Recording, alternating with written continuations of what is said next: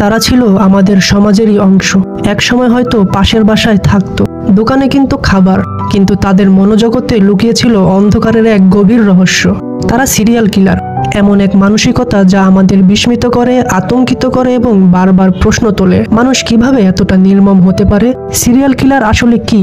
Serial killer হলো এমন একজন ব্যক্তি যে 3 বা তার বেশি মানুষকে আলাদা সময়ে ও আলাদা স্থানে হত্যা করে। তাদের হত্যার পেছনে থাকে এক ধরনের মানসিক তৃপ্তি, নিয়ন্ত্রণের বাসনা কিংবা বিকৃত আনন্দ।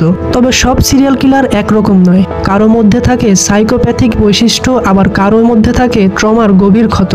সিরিয়াল কিলারদের মানসিক গঠন ও কারণ, কেন একজন মানুষ সিরিয়াল কিলার হয়ে ওঠে? মনোবিজ্ঞানীরা বলেন, অনেক সময় শৈশবের নির্যাতন, যৌন সহিংসতা বা অবহেলা এমন ব্যক্তিদের মস্তিষ্কে স্থায়ী প্রভাব ফেলে। তাদের অনেকেই অনুভব করে তারা সমাজে মূল্যহীন, এবং সেই অনুভূতির প্রতিশোধ হিসেবে তারা হত্যা করে নিয়ন্ত্রণ ফিরে পেতে চায়। বিখ্যাত ক্রিমিনোলজিস্ট রবার্ট হেয়ার বলেন, সাইকোপ্যাথরা আবেগ অনুভব করতে পারে না, কিন্তু অভিনয় করতে পারে দারুণভাবে। চলুন দেখি কয়েকজন কুখ্যাত সিরিয়াল কিলার ও তাদের মানসিক প্রোফাইল। Number 1, Ted Bundy. সুদর্শন, বুদ্ধিমান আর একই সাথে ঠান্ডা মাথার খুনি।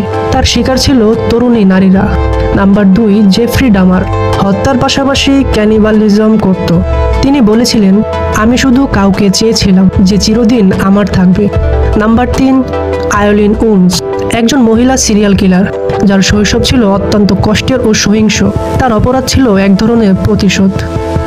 সিরিয়াল কিলিং তদন্তে মনোবিজ্ঞানীদের ভূমিকা। সিরিয়াল কিলারদের ধরতে মনোবিজ্ঞান ও প্রোফাইলিং বড় ভূমিকা রাখে। FBI এর বিহেভিওরাল অ্যানালাইসিস ইউনিট কিভাবে আচরণ বিশ্লেষণ করে অপরাধীর চেহারা, মানসিকতা ও গতিবিধি নির্ধারণ করে তা এখনও রহস্যময়, কিন্তু কার্যকর। সাইকোলজিক্যাল প্রোফাইলিং এমন এক অস্ত্র যা অপরাধীকে চিহ্নিত করার পথ তৈরি করে। এইসব মানুষদের অপরাধ যতটা ভয়ঙ্কর, তার চেয়ে ভয়ঙ্কর তাদের ভেতরের শূন্যতা। সিরিয়াল কিলাররা সমাজের এক ভয়ানক প্রতিচ্ছবি, যাদের চিনতে না পারলে প্রতিরোধও অসম্ভব। তবে আমরা জানি, মনোবিদ্যা, বিচার ও সচেতনতা দিয়ে আমরা অন্ধকারকে আলোকিত করতে পারি। আপনি কি বিশ্বাস করেন, সিরিয়াল কিলাররা জন্মগত না পরিবেশগত? নিচের কমেন্টে জানাবেন আপনার মতামত।